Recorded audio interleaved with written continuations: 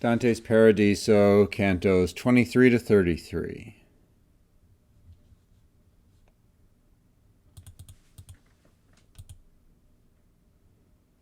So again, this is just a picture of Dante's world.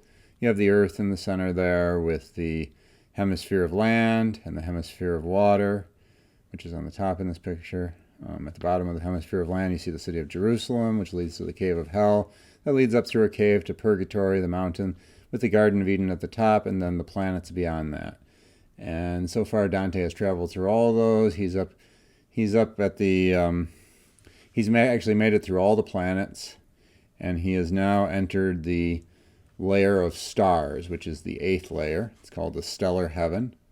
So he's just got the stellar heaven, the primum mobile, and then the Empyrean is the final layer, the 10th layer. And in the Empyrean, you have what's called the celestial rose. So that's all the stuff we're going to be covering today.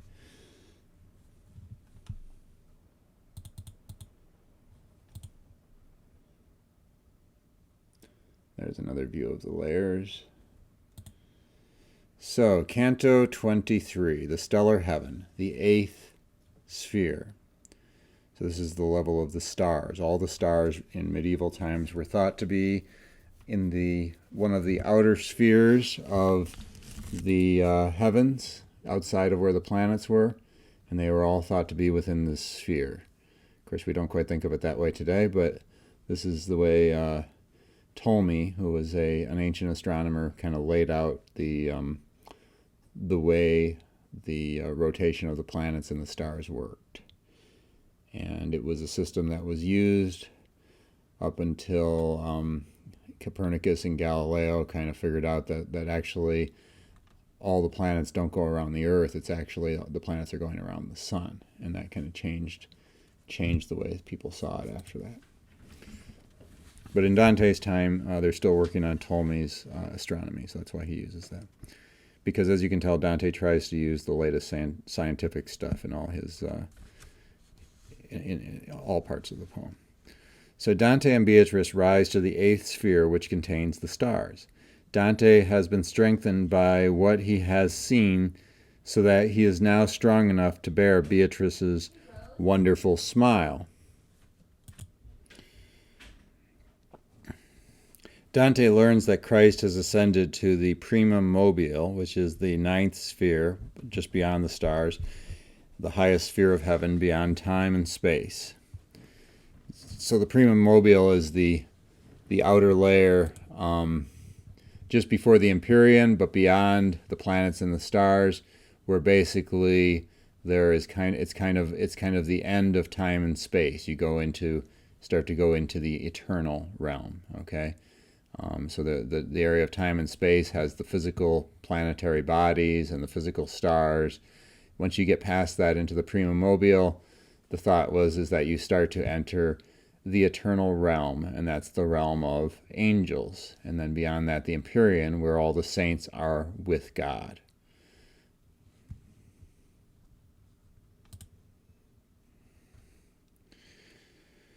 So the light of the Virgin Mary at this point appears and overawes Dante. Mary is drawn toward her son in the primum mobile, as are the saints. Canto 24. St. Peter the Apostle's examination on faith. Beatrice asked the saints to share a little of their feast of ecstasy with Dante. St. Peter the Apostle comes forth to examine Dante on the subject of faith. And he's kind of almost like a ball of fire. He's so bright. The test takes the form of an oral university examination, where he's going to ask him questions. First, Peter asks the nature of faith, and then whether Dante has it, and why he has it. Dante answers confidently, as his journey has reinforced his Christian faith, and he passes St. Peter's exam.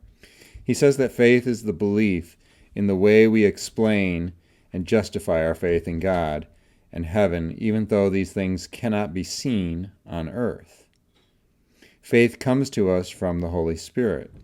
It is the faith that comes from God that has converted the world to Christianity, and not just miracles. Dante states that he believes in one triune God.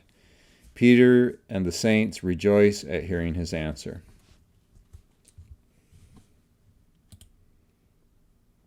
Here's another picture of St. Peter examining Dante on faith.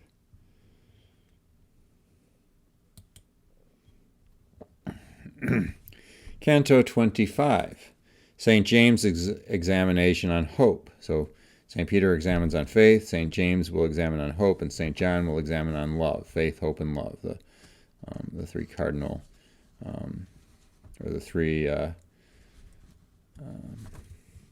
theological virtues. St. James appears in order to examine Dante on the subject of hope. Once again, Dante is able to answer all of the questions and he passes the test. Dante says that hope is the sure expectation of heavenly glory, which is given to us by divine grace. He says that the scriptures are the guide to God's promises. His place is taken, that is, St. James's place, is taken by St. John, and in his dazzling presence, Dante loses the power of sight. He goes blind.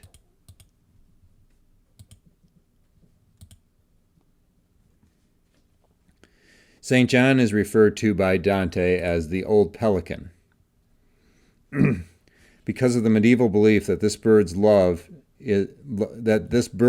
its young so much that it nourishes them with its own blood. This is why the pelican is the symbol of Christ, as Christ saves us with his blood and nourishes us with it through the Eucharist.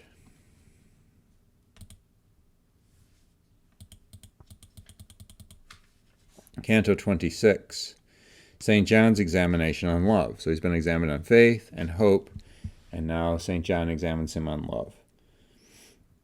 And these are kind of like the entrance exams to get into the Empyrean with God, and to take his place among the saints with God. Dante is told that Beatrice will restore his sight. Remember, he went blind from seeing St. John in the previous canto, as his vision is not destroyed, but just dazzled. St. John examines Dante on the subject of love and why he strives for heaven. Armed with reason and revelation he has acquired through his journey, Dante passes this third and final exam. Dante says that we all long for God in our hearts because we long for goodness. And the sacrifice Christ made on the cross is the ultimate love that inspires love in us.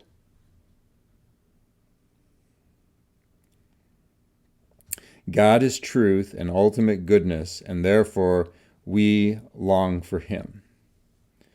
And this, you might recognize some of this reasoning as kind of relating to Boethius' idea about love too, about the idea that everybody longs for the good. Everybody longs for the ultimate goodness, and really what they long for is God, but sometimes they misexpress it by going for some lesser goodness that leads them into evil a lot of times, right? So a lot of times people are getting involved in evil not because they're by nature evil, but because they're pursuing good in a wrong way. But pursuing good in the right way is how is basically living the Christian faith, right? And following the commandments. Jesus says, if you love me, you will keep my commandments.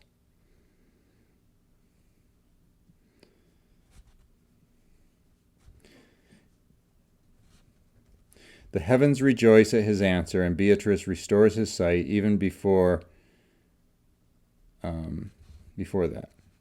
So at this point, Adam appears. Adam is the first human, and he converses with Dante. Adam immediately understands the questions that Dante has for him before Dante even asks them, as actually all the people in heaven do. What happens in heaven is Dante has questions that pop up in his mind, but before he gets a chance to answer them, everybody just goes ahead and answers them for them. They know what he's going to ask before they say it. Of course, he doesn't know what they're going to say, but they know what he's going to say. He understands the questions Dante has for him before Dante asks, as all people do in heaven. He tells Dante how he lived on earth for 930 years, and then he lived in limbo, which is the first layer of hell, for 4,302 years, until the coming of Christ, when Christ harrowed hell in the year 33 AD.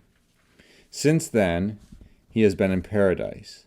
So mathematically, if you were wondering, that mathematically this means that he left the Garden of Eden in the year 5199 BC.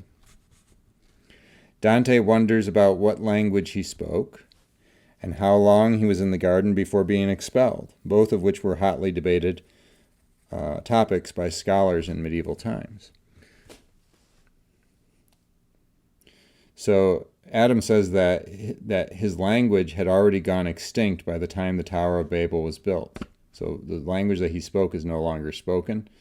A lot of scholars had theorized that the language Adam would have spoke would have been Hebrew, but Adam says no, it was just a language that basically he made up, and that nobody spoke it anymore by the time the Tower of Babel was built.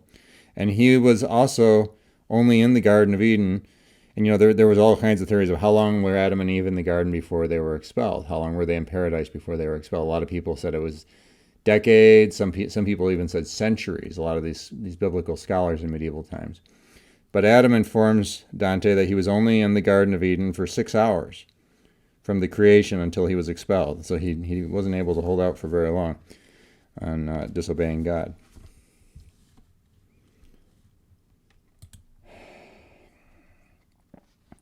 Canto 27, the Primum Mobile. Primum Mobile means the origin of movement in the universe, and it's the 9th sphere. The final sphere before they get to the Empyrean, where God is.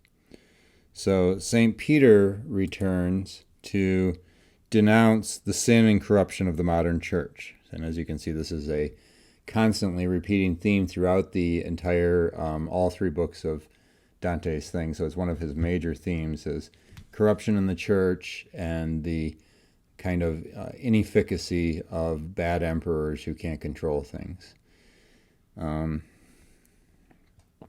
He talks about the sacrifice of many good early popes and how the office of pope has now been usurped by evil popes such as Boniface VIII, Clement V, etc. Dante takes another look at the earth below and then is whisked into the 9th sphere, the Primum Mobile. Top blue layer here, which is at the very edge of the universe and the border between time and space, the end of time and space, and kind of between the time and space of our universe and the eternity of God. It's kind of the layer between those. From here, the movements of the other spheres and even time itself originate. So, and this was actually legitimately thought by astronomers, that basically the movement of all the planets and stars and everything like that around the Earth was caused by a movement that initiated from the Primum Mobile, which is just basically means the first movement, all right, or the prime movement, the thing that moves everything else. So this layer was supposed to move all the other layers along with it.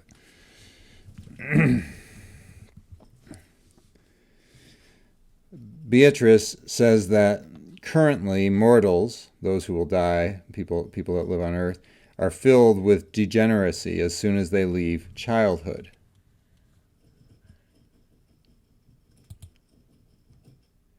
But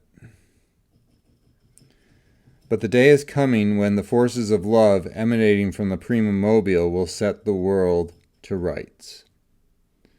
And the Primum Mobile is the layer of angels, and he sees many different angels there. Here they are singing Gloria in Excelsis Deo. Canto 28, the angels in the Primum Mobile. Dante sees a piercing point of light with 9 circles of fire around it.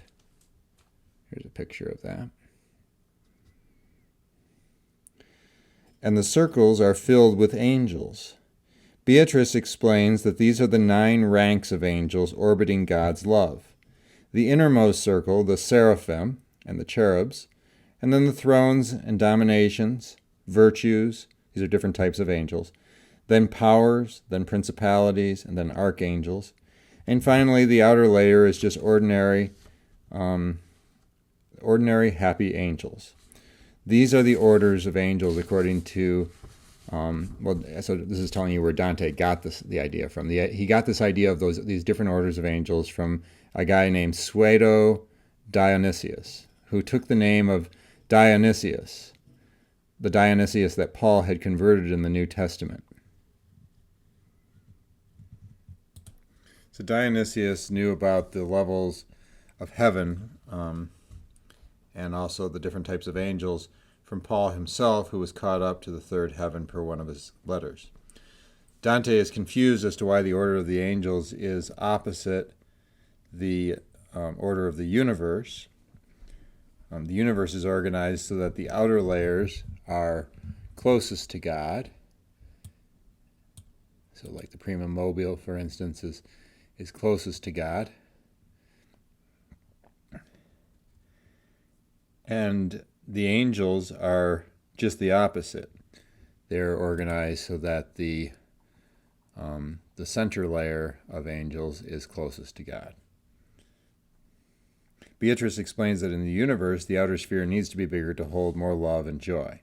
The vision of the angels, therefore, is an inversion of the shape of the universe, where the outermost layer are the most holy as they are closer to God. Here's a picture of Dionysius the Areopagite, who was converted by Paul. There was an important Christian work attributed to him, but was actually written in the 5th or 6th century by somebody who's now unknown who he was, but they call him Pseudo Dionysius because he claimed to be Dionysius. Canto 29. The eternity and the creation of the angels. In this canto, Beatrice answers many unanswered questions about the universe. How do we understand eternity, or how long is it? The answer, time exists only for the created. God perceived his own reflection and created a universe filled with the same capacity for love, which is limitless. Beatrice tells Dante more about the angels and about their creation at the same time as the universe. She talks about the cause of the fall, which is the pride of Satan. At this point, she makes a digression to criticize preachers' tales, which contribute nothing except entertainment to the truth of the scriptures. For instance, theories about what caused the darkness on the day of the crucifixion, or a preacher who likes to tell jokes during the sermon. She says, Christ did not say, go and preach nonsense to the world, but gave the apostles a true foundation, the gospel. So she feels like these people are kind of distracting people from the real purpose of what the sermon is supposed to be, which is to teach them the gospel, not just to give them jokes or interesting tidbits about very minor details. She then discusses the inconceivably large number of angels that God created, more than anyone can count. Canto 30, Beyond Time and Space, the Empyrean, the Rose of Souls, or the Celestial Rose. Beatrice and Dante pass out of the universe. They leave the last layer, which is the prima mobile, the thing that moves the universe, beyond the bounds of time and space itself to the Empyrean, the true paradise, which envelops the world. Just as the stars fade out of view when the sun comes up, so the rest of the universe fades away from their vision when they enter the Empyrean, the presence of God. Beatrice's beauty here exceeds all and anything that he has seen. Dante drinks from a river of light, which enables his faculties to fully comprehend the staggering, dazzling sight of the final heaven. It is the pure light of truth and love. All the saints are gathered in a vast white rose-shaped, or the celestial rose, around God, infinitely happy and immortal, and their shining light bathes Dante with its intense power. Beatrice points out an empty throne in the celestial rose, which will be for the Emperor Henry VII, one of the Holy Roman Emperors, when he dies.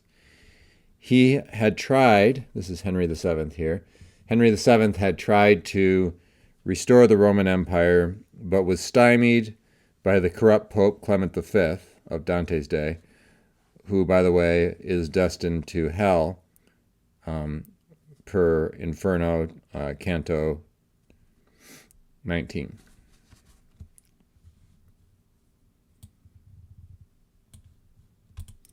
Canto 31. Saint Bernard replaces Beatrice as the guide, and seeing the Blessed Virgin Mary. So Dante gazes at the rows of souls and the host of angels flying around them. All gaze in joyous contemplation of the Trinity. He turns to discover that Beatrice's place by his side has been taken by Saint Bernard. Saint Bernard points out where Beatrice is now amongst the holy throng.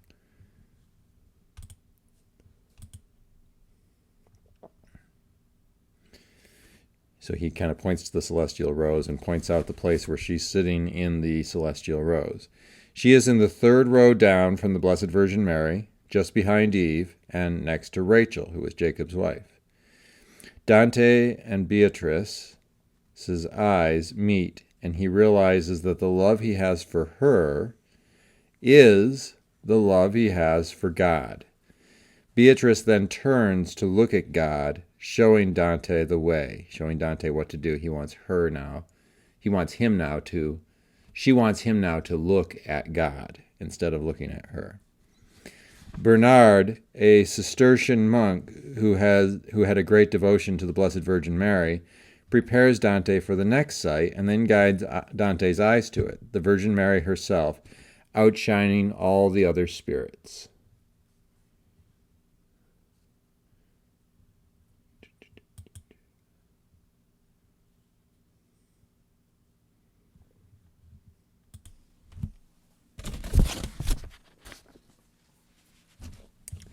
Canto 32, Famous Souls in the Celestial Rows. Bernard explains how the saints are seated in the great amphitheater of the celestial rows. There's an order to it. Those on the left are from before Christ's coming, the Old Testament, and those on the right are from after Christ's coming, the New Testament and church history up to Dante's day. He points out some of the most esteemed souls in the white rows, including Adam, Moses, Eve, Rachel, Sarah, Rebecca, Judith, Ruth on the left. On the right are John the Baptist, Francis, Benedict, Augustine, Peter, John, Anne, Lucy, which is Dante's patron saint. He explains that different souls have earned different ranks, and we must trust to the divine justice of this. After Christ, baptism became necessary for salvation, and those without it go to limbo. Bernard finishes with a prayer to the Blessed Virgin Mary.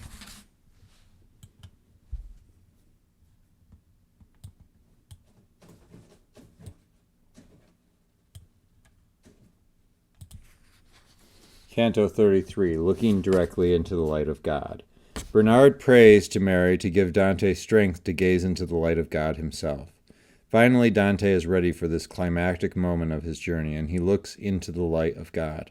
This light is so powerful that it overwhelms Dante's memory and his ability to express the wonder of what he sees. But he perceives 3 shining circles representing the Trinity, and feels himself consumed utterly by the love that moves the sun and the other stars.